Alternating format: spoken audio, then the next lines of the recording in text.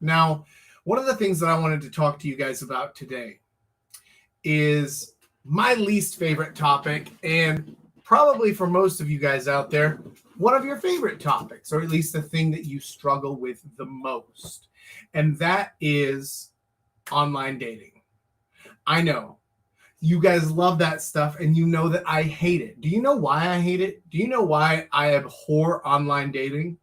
I mean, aside from the guaranteed lower quality that you're going to get compared to when you're in person, aside from the fact that there's so much tag and run around and dealing with the texts and the this and the that, and you have to do the clever stuff, and then even then trying to keep their attention is a huge drain on your time, on your resources in general. No, that's not even the biggest reason. The biggest reason that I abhor online dating is because it ruins your psyche. It really messes with you guys. And I know because I was there before as well. And I tried this stuff too. And it was really messing with me a lot. Because, you sit down and you swipe right, swipe all day long. Even if you're being picky, swipe right, maybe look a little bit. I don't know about her. She's probably a secret internet fatty, one of those SIFs. And then you swipe left on her. You got to watch out for the SIF lords. They are few, but they are out there. But no, even then, you're swiping and you're swiping and swiping, and you're not getting matches. And then if you are getting matches, they're not quality matches. It's not the girls that you want to be matching with, that you want to be talking with, that you want to be spending your time with. And so what happens to you? What happens to your mindset? You start to think less and less and less of yourself. This is built into it for guys. It's very different for women. This is why you'll see women who are like a 5 and they think that they're an 8, and you'll see guys who are an 8 and they think that they're a 5, right? It goes the other way because these women get all the matches. All women get all the matches. And then guys, not as much. So it's going to cause you to start to lower your own evaluation of yourself. And if it lowers your own evaluation of yourself, what does that in turn do to your dating life? Well, obviously, it lowers your standards. So you end up talking to girls that are lower than you actually wanted to talk to. And you start losing confidence in yourself. It breaks down, it chips away at your self-confidence, at your sense of self-worth, because you are getting your self-worth from external sources. And this is why a lot of guys start to just kind of give up, because they think like, oh, well, if I can't even get laid with the secret internet fatties, if I can't even get anything from these dirty girls on Tinder, then what's wrong with me? And this is how you end up getting these incels, these MGTOWs, these people like that. You don't want any of that stuff. You don't want any of that stuff. That is the necessary result from a long time spent on dating apps. Unless you know how to be successful. Unless you know how to just kill it. I don't know who's trying to message me in the middle of a live stream. Oh, come on. Cut that out. Okay. Anyhow, so unless you know what you're doing, unless you know how to be successful on these dating apps, then it's just going to ruin you. So I'm going to go through a few things. Some things you might know, some things you might not. And then there's probably going to be something here at the end that's going to surprise you a lot. So let's just go ahead and jump right into it. We all know that the most important thing on your dating profile is definitely going to be your pictures. If you just throw up your random favorite profile pictures or whatever, just something of you drinking beer with your buddies, right? Like you're not going to get any quality matches with that. If you're going to be using online dating, you need to be aiming for success, because if you're not, then like I said before, you're going to get all of these negative ramifications that come along with it. So you need to, from the get-go, start off with the best pictures. If you have a friend who has a nice camera, if you have a friend who knows a little bit about photography, knows how to at least frame and take good pictures, that's the person you want to talk to. Get your friend to come with you, get some actual proper photos taken for your dating profile, right? This is not This is not just pictures to show your mom like, oh, I'm still alive, mom. No, they need to actually be something substantive, something that if a girl sees it, they stop. Now, they don't necessarily have to instantly swipe right. That's the goal, of course, but we're going to settle to start with they stop. So that means your pictures need to be different from other people. Don't have a picture of you, if you travel and then it's just like a picture of you holding up the Leaning Tower of Pizza or like with your finger holding up the Eiffel Tower or whatever. Like don't do the normie picture bullshit. Don't do that. Girls can get away with it. You know why? Because girls already get all the matches. You don't. So you can't get away with that normie bullshit. Instead, you need to have good pictures. Look nice. Have pictures of you doing some amazing and different stuff. If you actually, obviously all the stuff that he did was terrible, but if you have already watched The Tinder Swindler on Netflix, the pictures that they put up of that guy, he clearly knew what he was doing. He had professional level photos taken where he looked nice, where he was in nice places, where he was doing cool things, flying a plane, whatever. You probably can't do that. Okay, so what? I bet you can get a cool photo of you zip lining or rock climbing or something a little bit different, something out of the norm, something that shows another side of yourself. If you're a musician, I play trumpet, right? If I were to get on online dating right now, I would have a picture up of me performing on stage in my full concert black, right? Because that's cool. It looks different. Now, I'm not saying that trumpet players are cool, although they kind of are. But a lot of you guys out there probably go, oh, band nerd, oh, you fag, right? Okay, cool. That's fine. I don't care. I don't care what you think. All that matters is what she thinks. And if she sees that and she's like, oh, that's different. I've never seen that before. Good. She's at least going to stop and take a look. And that's what you really want to start with. Next, you can start trying to impress her. If that's the goal here, you want to impress these girls, okay, look nice, be dressed up. Or if you want your dating profile to just 100% represent you, then that's fine. But recognize that if you're going to put up basic pictures of you doing basic things, living a basic life, don't expect to get exceptional girls with that. You need to understand that you're already setting the bar as low as possible for yourself, and you'll never go past it. That's your ceiling. Whatever pictures you put up, that's your ceiling. Next, we've got to deal with your bio, okay? You go into the bio and I've seen so many guys who just leave it blank, or they just put something small in there, something short of like, I like fishing. Hit me up if you're down to get the pipe or whatever. Like, no, right? Your bio should be interesting. It should be eye-catching. It should have some parts in it, something in there that catches their attention. And you can talk about your hobbies. You can talk about things that you like, but you need to talk about them in a fun and interesting way. You can't just say, I do this.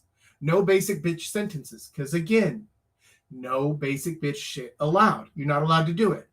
Instead, what you've got to do is you have to craft some sort of interesting way of expressing what it is that you're interested in, what it is that you like. And then, and this is the most important part, it needs to have a call to action in it. It needs to have a call to action, something that says, message me about this. Or if you like this, tell me this word, something like that. What I did before was I had a multiple choice quiz on there. I played a game of 3 truths, 1 lie. And that's what I did for my bio and my dating bio back in the day, whenever I was still trying online dating. And this improved my success rate by about 150%. Whenever I changed it from some basic bitch sentences to a multiple choice quiz with a call to action at the end. So I said 3 truths and 1 lie. You have to guess which one's the lie. And then I just put down 4 different things about myself. And here's the fun thing. They don't even have to be true. They can all be lies if you want. You can just make up a bunch of stupid shit. And then at the bottom, it says, guess which one is the lie. And so this is telling her it's a call to action, and it's telling her, guess which one's the lie. Message me with your guess. And then she's going to message you and she's going to say, I think B is the lie. Okay, so now you've turned your bio into a game that she wants to play. It's interesting because it's not shit like my favorite color is yellow. I speak Spanish, right? Like, no, it's none of that. It's some interesting stuff, right? Some really interesting stuff. Like, I was born in a restaurant. Okay, that's interesting. If that's true, then that's interesting. And if it's a lie, it's still interesting. So interesting stuff in there is going to get their attention. Now, once you've matched, if you're on something like Bumble where they have to message you first, oh my God, you have to have that call to action. If you don't, you're not going to get anything. You're not going to get anything. Listen, I'm going to be real with you. Girls don't know how to have conversations. They don't know how to lead conversations. Do you know why? Because they've never had to. That's not their job. Their job is to follow the conversation, not to be the leader. So you start the conversation with your bio. Then they're following your lead when they message you. This is critical because if you don't do that, then you're going to get messages from girls who are maybe slightly have a passing interest, maybe for the moment, and then they just say, hi, hey, what's up? The same shit that girls say that they hate it whenever guys do this to them, they're going to do that to you. Why? Because they don't know. They don't know. They don't know because they aren't watching this video. They aren't learning how to do this stuff from real people who have been out there and done it. They aren't. Why would they? Why would they? They don't need to. They don't need to spend time doing this to succeed in the dating market, especially not the online dating market. It's easy for them. They just log in. Oh, you have 25 new matches. Neat. And then they can't even filter through all that stuff.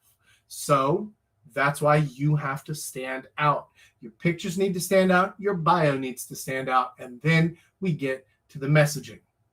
And this is the part where most of you guys are falling down.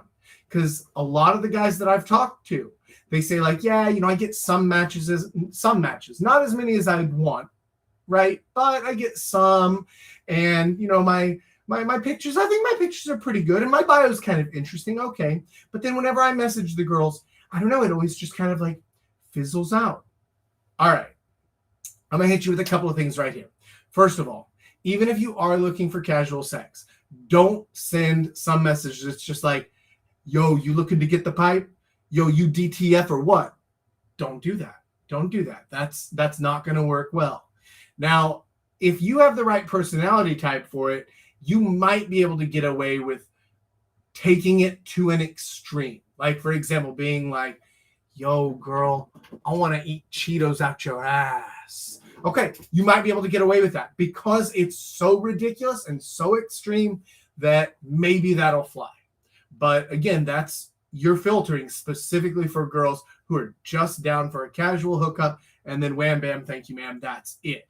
Now, if you're looking for just that, maybe try that out. Try that approach. See what works. If you're looking for something a little bit more, maybe you're looking for an actual date, possibly a girlfriend. See how things go, right? You need to talk to her like you're a normal person. A normal person. Do you hear me? A normal person. That means you're not trying to eat Cheetos out of her ass. That means, now it doesn't mean boring. It doesn't mean boring. Normal doesn't mean boring. Normal just means a well-adjusted adult, an emotionally intelligent adult, somebody who understands that women aren't just all the time turned on like guys are. Because if a hot girl comes up to a guy and just pops in and is like, hey, I am looking to get some dick. You selling? Right? Then almost any guy would be like, yeah, sure. Why not? Yeah. And it doesn't work that way. Oh, hey, Simba. Okay, come here. Simba wants to come say hi. All right. By the way, guys, seriously, the greatest wingman ever. If you ever feel like you're having trouble meeting girls on the street, take a dog out with you. Could be your dog, or you could just like take one of your friend's dogs out for a walk and just watch the girls flock to you. It is unbelievable. It's almost as good as being a girl on Tinder. So, where was I? Right, the messaging. You can't be sending stupid shit. Instead, you need to be interesting. You need to be somewhat witty, somewhat clever. You don't have to be Shakespeare with it. It doesn't have to be perfect. It doesn't have to be the most charming thing in the world, but it does have to show that you are a reasonable person and that you're not just looking for a piece of meat, that you're actually looking for some sort of a human connection. And you can communicate that in a lot of different ways, right? It doesn't mean that you have to take her out to dinner. It doesn't mean that you have to take her out for movies and go on 3 dates where you're holding hands or some stupid shit like that. That's not what I'm talking about. What I'm talking about is having a bit of conversation first. But having a bit of conversation and then taking it off the app. Off the app is going to be critical because if you're still on the dating app, whichever app it is, it doesn't even matter. If you're still on there, then every time that she opens it to chat with you, she's getting notifications. Hey, you got new matches. Hey, you got new matches. Hey, check this guy out. Hey, check this guy out. Get her off that. Get her number. You can text her. You can use WhatsApp. If you're out here in Korea like I am, you can be using Kakao Talk. You could be using Line or Viber or WeChat or whatever the hell is that you guys are using these days. I mean, even to an extent, Facebook or Instagram Messenger, but I'll go into that later about reasons why you should probably avoid that one. However, take her off the app and you need to be chatting with her somewhere else. So, goal 1, don't be a fucking weirdo. Goal 2, get her off the app. And then we move on to goal 3. This is setting up logistics. You're already chatting. She already knows that you're not a crazy person. And she already gave you her number or her contact or whatever it is. Now you need to get down to the business of setting up the date. This is where a lot of guys fail. And this is why they think like, oh, I don't know, the conversation just fizzled out. I have no idea what happened. But you do know. You were pussyfooting around. You weren't pushing to actually set up the date, were you? You were just trying to talk to her, trying to build rapport, trying to put yourself in the friend zone. All you have to do, that first part of the thing, all you have to do is just not be a fucking crazy person at the beginning. That's it. And then as long as you're talking and having a basic conversation, you can carry on a conversation like a normal person, then she already knows you're fine, right? If she already gave you her contact off the app, then she already thinks that you're at least a reasonably decent human being and is willing to set up a date with you. So as soon as you're off the app, that's what you need to be doing. Setting up the date immediately. Immediately. That's all you're doing. At this point, the only thing you should be doing is texting to set up logistics. What are we going to do? Where are we going to go? What kind of drinks are we going to be having? Your place or mine? What do you like for breakfast the next morning? Great, because we have a DoorDash just from a restaurant down the street. They bring that over. Perfect. Awesome. Set up the logistics. That's all you need to be doing once you get her off the app. That should help you get there. But I'm going to give you one last piece of advice. And this is one that most guys don't know. This is one that most guys don't know. Even guys who have been in this for a long time don't know this one very well. And this is the questions that you ask her need to be interesting, but broad enough that she can answer. That means you need to be avoiding yes or no questions. Now, if you guys have already seen that video inside the course, then you'll already know all the reasons why you're avoiding the yes or no questions. But the fact is that if you give a girl a question, and it doesn't even matter what the question is, if you give her any sort of question that just demands a 1 or 2 word answer, then you've already fucked up.